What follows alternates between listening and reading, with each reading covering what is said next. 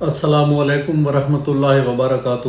پچھلے ہفتے ہم نے تعویذوں سے بچے جمانے والے بد عقیدہ لوگوں اور حرام خور پیروں کو نصیحت کرنے کی کوشش کی تھی قرآن کی آیات کی روشنی میں۔ بحمد اللہ تعالی قرآن کی آیات کو جھٹلانے کی جرت تو نہ عوام الناس کو ہوئی اور نہ ہی کسی مولوی نے یہ جسارت کی، کیونکہ اللہ کے قرآن کو جھٹلانے کی جرت کون کر سکتا ہے؟ البتہ کچھ پیر نے جن کی ہڈی کو خطرہ تھا، جن کی روزی روٹی تعویذ فروشی کے ذریعے چلتی ہے، ان میں سے کچھ لوگوں نے یہ کمنٹ کیے کہ آپ تعویذ کی افادیت سے انکار نہیں کر سکتے تاکہ وہ کم علم عوام کو اپنا چورن بیچتے رہیں۔ ہم نے جن آیات پہ انحصار کیا وہ تھیں للہ ملک السماوات والارض یخلق ما یشاء یہب لمن یشاء اناسا ویہب لمن یشاء ذکورا۔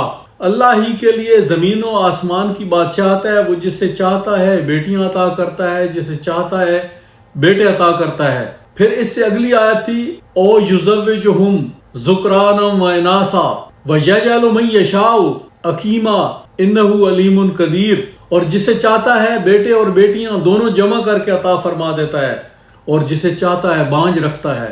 تو ایک دو سوالات آئے کہ بعض اوقات ایک آدمی ہے، اس کی اولاد نہیں ہے، وہ دوسری شادی کر لیتا ہے تو اس کی اولاد ہو جاتی ہے، اور بعض اوقات وہ اولاد نہ ہونے کی وجہ سے عورت کو چھوڑ دیتا ہے تو اس کے دوسرے شوہر سے اس کی اولاد ہو جاتی ہے۔ تو میرے بھائی، قرآن نے جوڑوں کو بے اولاد رکھنے کا نہیں کہا، یہ افراد کو، انڈیویجولز کو بے اولاد رکھنے کا کہا ہے، جس کے لیے وہ فیصلہ فرما دیتا ہے، پھر ان کی اولاد نہیں ہو سکتی۔ اور اس سے اگلی آیت تھی وَمَا كَانَ لِبَشَرٍ أَن يُكَلِّمَهُ اللَّهُ، اور کسی بشر میں یہ استطاعت ہی نہیں کہ وہ اللہ سے کلام کر سکے۔ تو میرے بھائی، یہ کاغذ پہ لکھے ہوئے تعویذ کیسے آپ کو اولاد دے سکتے ہیں؟ سورہ نساء کی پہلی آیت ہی اللہ کے اس کلام سے شروع ہو رہی ہے، یا ایھا الناس اتقوا ربکم الذی خلقکم من نفس واحدۃ وخلق منها زوجها، اے لوگو، تمہارے رب نے تمہیں ایک جان آدم سے پیدا فرمایا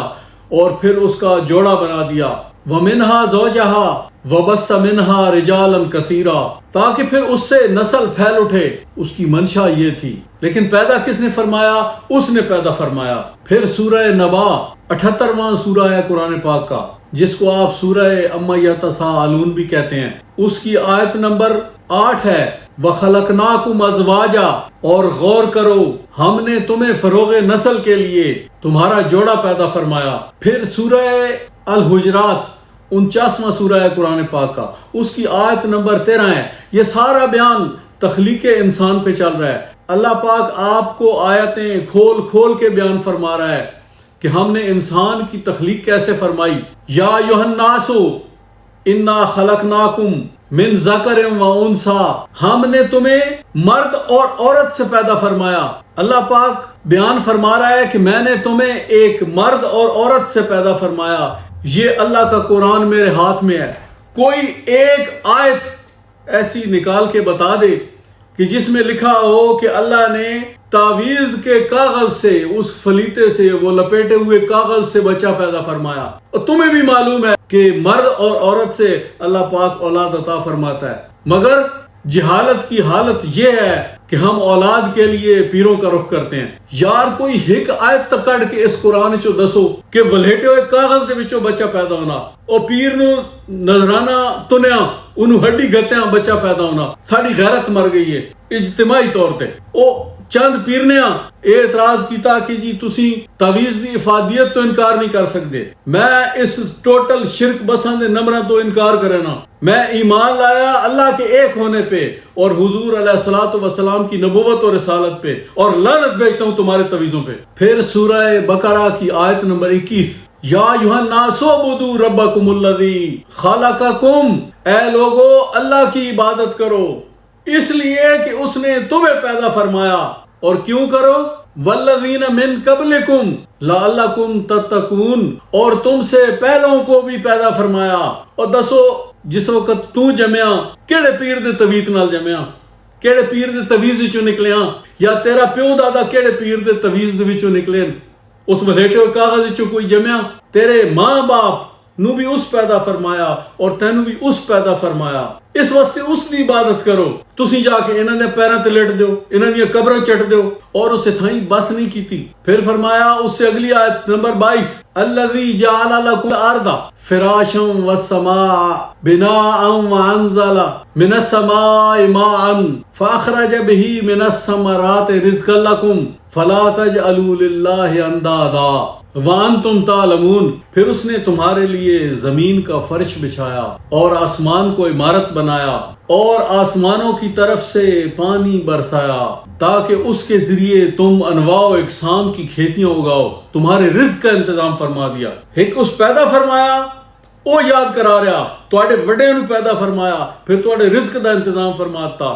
تسی بھوک پٹے تے پیر کو انہوں ہور پیسے دے کے جڑے گھر پہ نو بھی ساٹا نیو، اگر اس نے تویز نال کچھ ہونا ہونا تے پیر سب تو امیر ہونا۔ اور میں پیراں نو بھی آداں اور نکلو باہر اور کما کے کھاؤ اور تویز فروشی بند کرو، اللہ دی نافرمانی بند کرو۔ جڑے اس گدی تو اٹھی کے باہر چل پین، کوئی بھوکا نہیں مویا، رزق دا وعدہ اس کیتا۔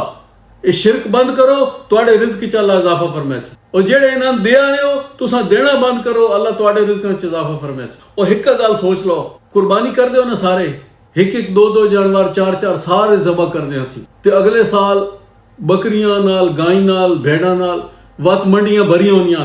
میں دسو اے بکریاں تے گائیں کتھوں تویز دھاگے لینیاں؟ ایک سال دے وچ انہاں دی تعداد کتنی ود وینی؟ ایک سال دے وچ انہاں دی تعداد دے وچ کتنا اضافہ ہونا؟ او کیڑا پیر گائیں نو تویز دینا، او کیڑا پیر بکریاں نو تویز دینا؟ کچھ ہوش کرو۔